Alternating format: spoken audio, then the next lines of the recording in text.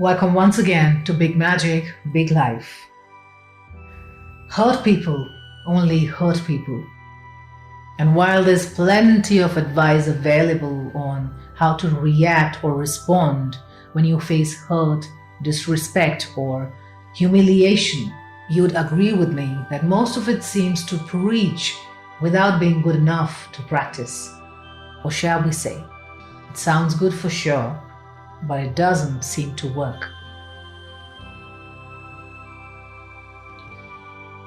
Today, let's try and find out why we get so easily hurt, how we can avoid that, and how do we respond if we're finally hurt. Now, hurt comes from people or situations around. It may come from what we call our inner or outer circle. We all have people placed in our innermost circle, the ones we love or are deeply attached to. Our parents, our partners, our children, siblings, very dear friends. And then there's a circle outside of that, an outer circle, comprising of the ones who we're dealing with socially on a regular basis, and are therefore attached to a certain degree, like our work colleagues, friends that we meet for enjoyment but not necessarily in bad times. Or even farther away in that outer circle, acquaintances that we greet and are friendly with but don't quite deal with or remember day in and day out, like our neighbors, friends of friends, relatives.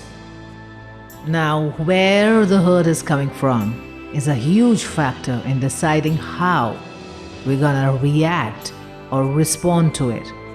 The closer it comes from in our circle, the deeper the wound caused by it.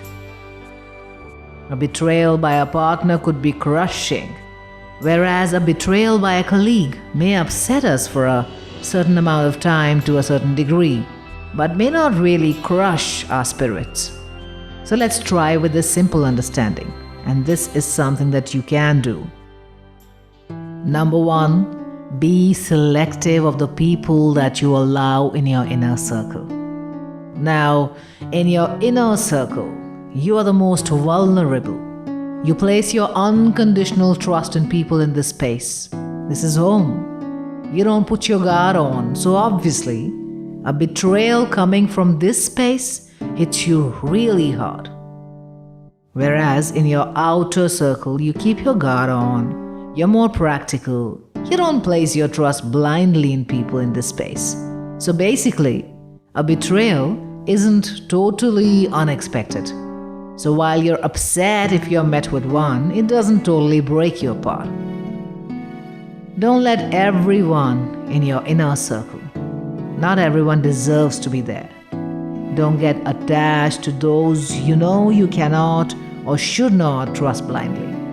Let some of them, in fact, most of them, remain in the outer circle of more practical relations and equations.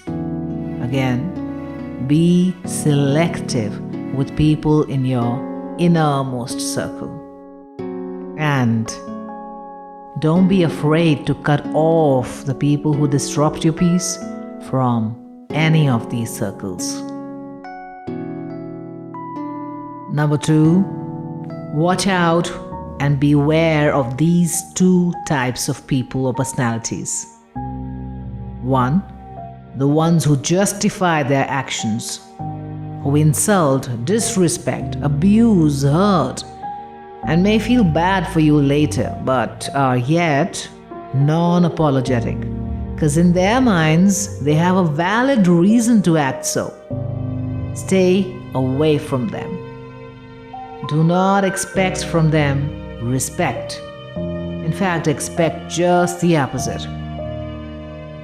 The other type of people are the self-righteous ones, the ones who believe that their way is the only way. They won't give as much as a thought before calling you out or disrespecting you publicly or hurting you with a truth bomb or a justice bomb if they believe you deserve so. Because in their mind, in their belief, there's only a white or a black, no gray. And of course, their way is the white one. If you don't want to get hurt, keep these type of people far away from you. Number 3, look at their big picture. Don't get carried away with how someone treats you alone. Look at them more holistically. Look at how they behave with others. Because how they are with others, they will be with you sooner or later. In your outer circle, look at people's social behaviors. In your inner, their relationships with their close ones. If someone throws insult at everyone or hurts everyone around, apart from you of course, they are a ticking bomb just waiting to blast into your space too. So, look at the big picture.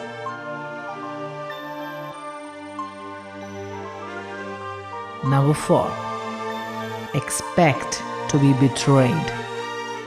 Of course, this implies to your outer and outer circle alone.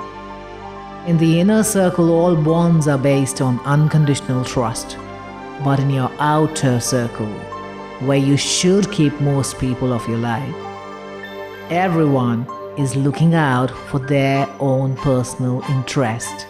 So don't be shocked if they happen to hurt you in trying to serve their best interest.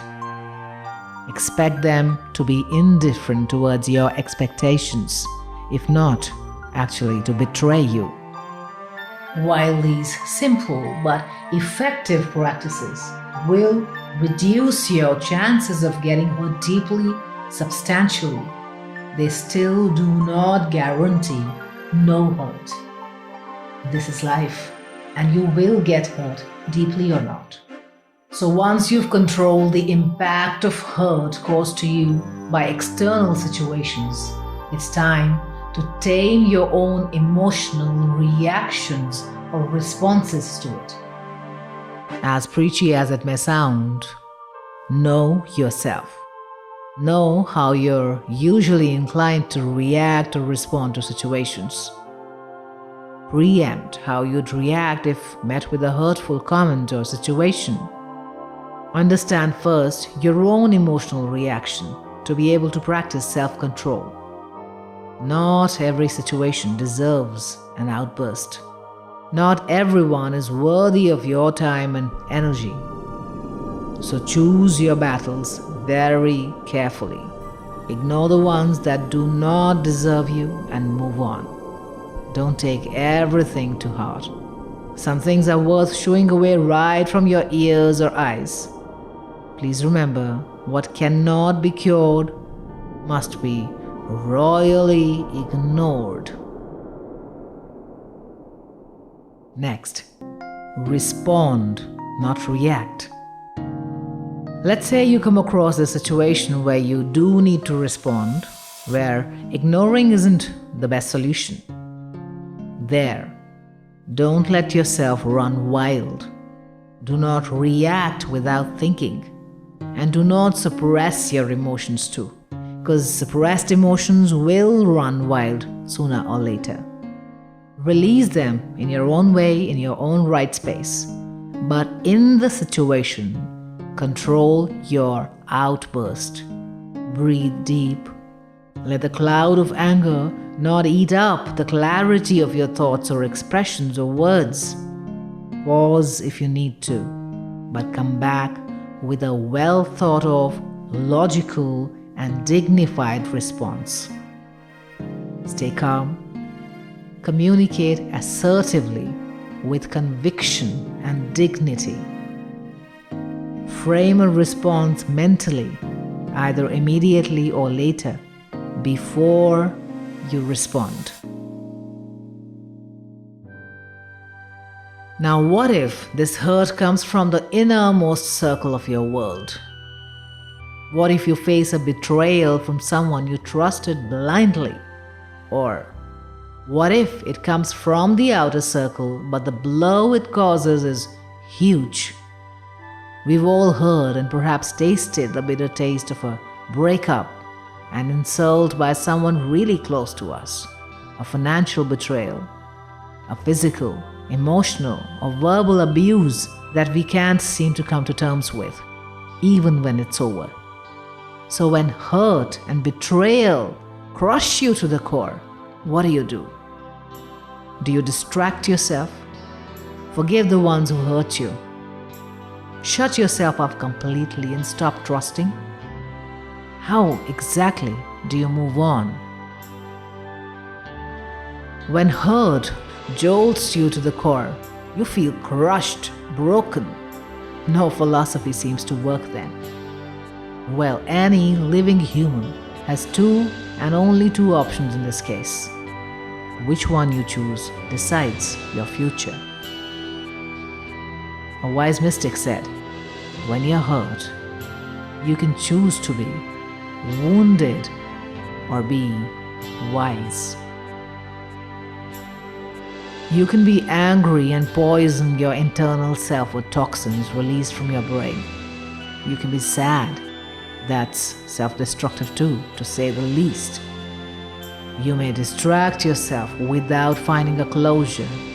Try to numb the pain with temporary pleasures or work, but the memories keep haunting you. Would you let your past memories eat up the bliss of your present? Or would you rather create a present to be joyful about? Would you let your untamed intellect run wild and ruin the green pastures of your current experience? Or would you rather use lessons from your past experiences to make you wiser today? Would you rather be wise or remain wounded?